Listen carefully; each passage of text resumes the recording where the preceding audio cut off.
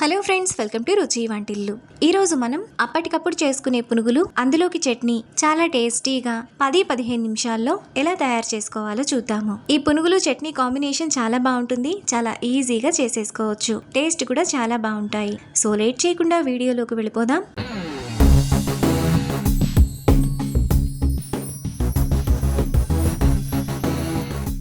ముందుగా ఈ పునుగులు చేసుకోవడానికి ఒక బౌల్ తీసుకొని అందులో 1 కప్పు ఇడ్లీ పిండిని తీసుకోవాలి. ఇప్పుడు 1/2 కప్పు మైదా, టేస్ట్కి తగినంత ఉప్పు వేసుకొని పిండిని కలుపుకోవాలి. మీకు నీళ్లు అవసరం అయితేనే పిండిలో నీళ్లు పోసుకొని కలుపుకోవాలి.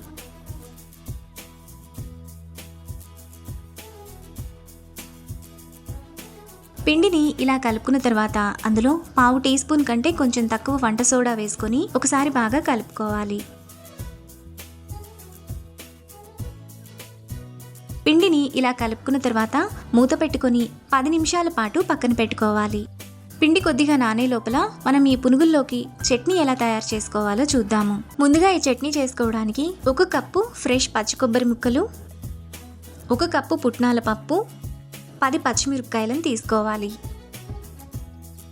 ఇప్పుడు మిక్సీ జార్ తీసుకొని అందులో పచ్చి కొబ్బరి ముక్కలు, పుట్నాల పప్పు, పచ్చిమిరపకాయలను వేసుకోవాలి. ఈ చట్నీలో పచ్చిమిరపకాయలను ఫ్రై చేసుకోవాల్సిన అవసరం లేదు. ఇలా పచ్చిగా డైరెక్ట్గా వేసుకుంటేనే టేస్ట్ బాగుంటుంది. ఇప్పుడు టేస్ట్కి తగినంత ఉప్పు వేసుకొని ఒకసారి మిక్సీ వేసుకోవాలి. ఇలా వేసుకున్న తర్వాత అందులో 1/2 గ్లాసు నీళ్లు పోసుకొని కొంచెం బరకగా మిక్సీ వేసుకోవాలి. ఈ చట్నీలో పచ్చిమిరపకాయలను మీరు తినే కారాన్ని బట్టి వేసుకోవచ్చు. చట్నీని ఇక్కడ చూపిస్తున్నట్టు మరీ మెత్తగా వేసుకోకుండా ఇలా కొంచెం బరకగా వేసుకుంటేనే ఈ కొబ్బరి చట్నీ టేస్ట్ బాగుంటుంది. ఇలా వేసుకున్న చట్నీని ఒక బౌల్లోకి తీసుకోవాలి.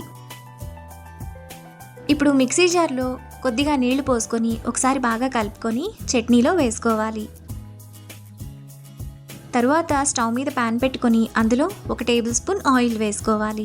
ఆయిల్ వేడైన తర్వాత 1 టీ స్పూన్ తాలింపు గింజలు, 2 ఎండుమిరపకాయలు, 1 రెమ్మ కరివేపాకు వేసుకొని ఫ్రై చేసుకోవాలి. తాలింపు అంతా వేగిన తర్వాత చట్నీలో వేసుకొని కలుపుకోవాలి. ఈ చట్నీ మీకు గట్టిగా అనిపిస్తే ఇంకొద్దిగా నీళ్లను పోసి కలుపుకోవచ్చు.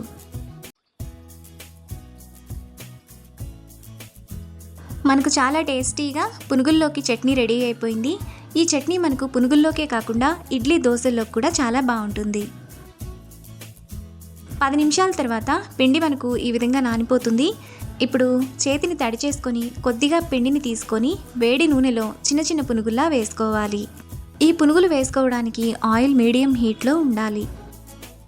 ఆయిల్కి సరిపడినన్ని పునుగులను మాత్రమే వేసుకోవాలి. ఇప్పుడు పునుగులను మీడియం ఫ్లేమ్లో బ్రౌన్ కలర్ వచ్చేంత వరకు ఫ్రై చేసుకోవాలి.